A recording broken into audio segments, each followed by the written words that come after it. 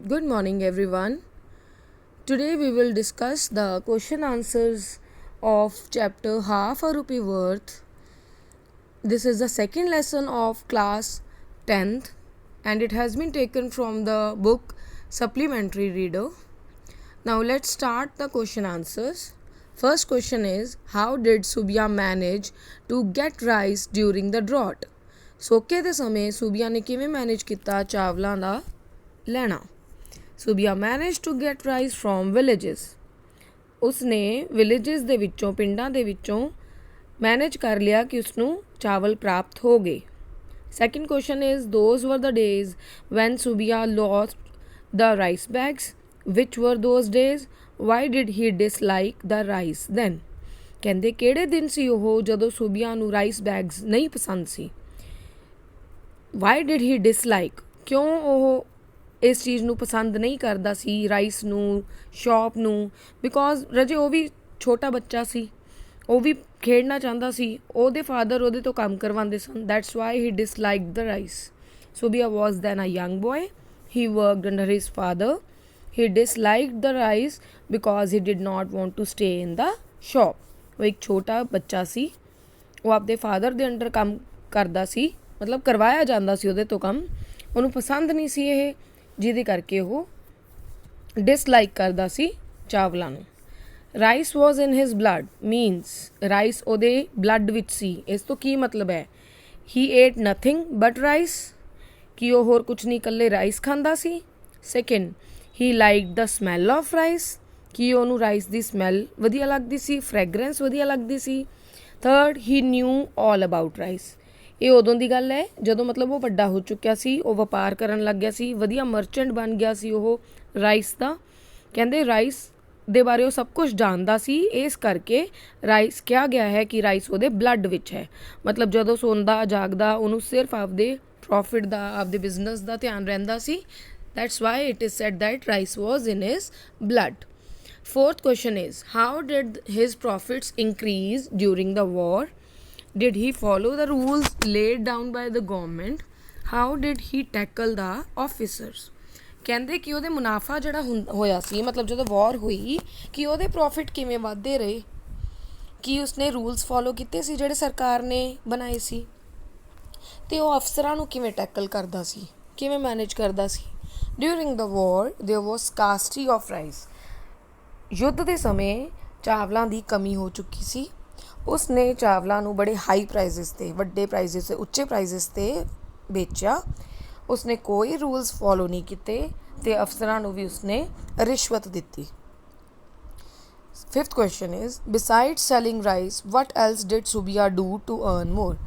Rice selling ਕਰਨ ਦੇ ਨਾਲ ਨਾਲ ਉਹ ਹੋਰ ਕੀ ਕਰਦਾ ਸੀ ਕਿ ਉਹਨੂੰ ਅਰਨਿੰਗ ਹੋ ਸਕੇ, ਕਮਾਈ ਹੋ ਸਕੇ, ਔਰ ਬੱਚੇ ਆਪਣੀ ਮਨੀ ਨੂੰ, ਆਪਦੀ ਪੈਸੇ ਨੂੰ ਉਧਾਰ ਦੇ ਕੇ ਹਾਈ ਇੰਟਰਸਟ ਲੈਂਦਾ ਸੀ, ਵਿਆਜ 'ਤੇ ਦਿੰਦਾ ਸੀ ਆਪਦੀ money. Subia lent money at high interest. This brought him more earning. ਇਹਦੇ ਨਾਲ ਉਸਨੂੰ ਹੋਰ ਵੀ ਬਹੁਤ ਕਮਾਈ ਹੋ ਜਾਂਦੀ ਸੀ. Sixth question is, who came to buy rice one evening when he was about to go home? Did he give rice to him? What did he say? ਕਹਿੰਦੇ ਸ਼ਾਮ ਨੂੰ ਕੌਣ ਆਇਆ ਸੀ ਉਹਦੇ ਕੋਲੇ? ਰਾਈਸ ਲੈਣ ਲਈ ਆਇਆ ਸੀ ਇੱਕ ਪੂਅਰ ਮੈਨ. ਕੀ ਉਸਨੇ ਉਸਨੂੰ ਰਾਈਸ ਦਿੱਤੇ ਸੀ? ਪਹਿਲਾਂ ਉਸਨੇ ਮਨਾ ਕਰਤਾ ਸੀ, ਬਟ ਐਂਡ 'ਤੇ ਉਹ ਐਗਰੀ ਹੋ ਗਿਆ ਸੀ ਕਿ ਮੈਂ ਉਸਨੂੰ ਰਾਈਸ, ਮਤਲਬ ਸੂਬੀਆ ਉਸਨੂੰ ਰਾਈਸ ਦੇ ਦੇਵੇਗਾ. Now read the answer. One evening a poor man came to him to buy rice. Subia refused, ਮਨਾ ਕਰਨਾ ਮਤਲਬ, to give him any rice, but in the end he agreed to give him some rice.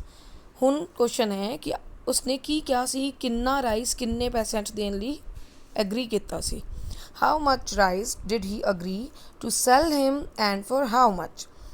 He agreed to sell the man half seer of rice for half a rupee. ਮਤਲਬ 50 ਪੈਸੇ ਦੇ ਵਿੱਚ ਅੱਧੇ ਸੇਰ rice ਦੇਣ ਲਈ ਤਿਆਰ ਹੋ ਗਿਆ ਸੀ.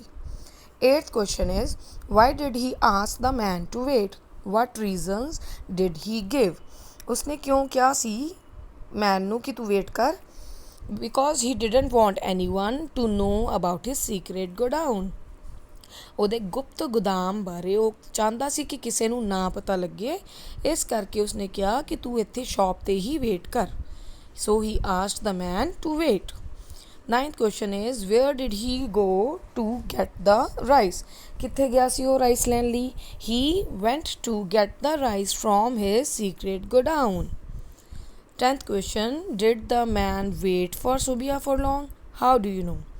कि उस बंदे ने, पुअर मैन ने बहुत देर उड़ीक कीती सी सुबिया दी? बिल्कुल कीती सी. The man waited for Subia for a very long time. He came in the evening and waited till morning. ਸ਼ਾਮ ਨੂੰ ਆਇਆ ਸੀ ਅਤੇ ਸੁਬਾਹ ਤੱਕ ਵੇਟ ਕਰਦਾ ਰਿਹਾ ਸੀ. ਸਟੋਰੀ ਦੇ ਵਿੱਚ ਦੇਖਿਆ ਆਪਾਂ ਕਿ ਮੈਂ ਤੁਹਾਨੂੰ ਜਿਹੜੀ ਵੀਡੀਓ ਪਾਈ ਸੀ ਉਹਦੇ ਵਿੱਚ ਵੀ ਦੱਸਿਆ ਸੀ ਕਿ ਉਦੋਂ ਬਾਅਦ ਉਹ ਕਿੱਥੇ ਜਾਂਦਾ ਹੈ. Where did the man go after waiting for Subia for a long time? He went to Subia's house. Subia ਦੇ ਘਰੇ ਜਾਂਦਾ ਹੈ ਜਿੱਥੇ ਉਹਦੀ ਵਾਈਫ ਉਹਨਾਂ ਨੂੰ ਮਿਲਦੀ ਹੈ ਸੁਬੀਆ ਦੀ. ਦੈਨ ਉਹਦੀ ਸੁਬੀਆ ਦੀ ਵਾਈਫ ਉਹਨੂੰ ਸੀਕਰੇਟ ਗੋਡਾਊਨ ਲੈ ਕੇ ਜਾਂਦੀ ਹੈ. 11th question यही है कि where did the man go after waiting for Subia for a long time? Where was he taken and by whom? Subia's house. Man went to Subia's house. He was taken to the secret godown by Subia's wife. Now last question is, how did Subia die? Subia ਦੀ ਮੌਤ ਕਿਵੇਂ ਹੋਈ? Some bags full of rice fell on him. He was crushed to death under those bags. Rice ਨਾਲ ਭਰੇ ਹੋਏ bag ਉਸ ਉੱਪਰ ਡਿੱਗ ਪਏ ਸੀ ਜਿਸ ਕਰਕੇ ਉਸ ਦੀ ਮੌਤ ਹੋ ਗਈ ਸੀ. So students, I hope these questions are clear to all of you. These are 12 questions and you have to do on your notebooks. And for further questions and notes and stories, you have to subscribe the channel so that you can keep yourself updated. Thank you so much.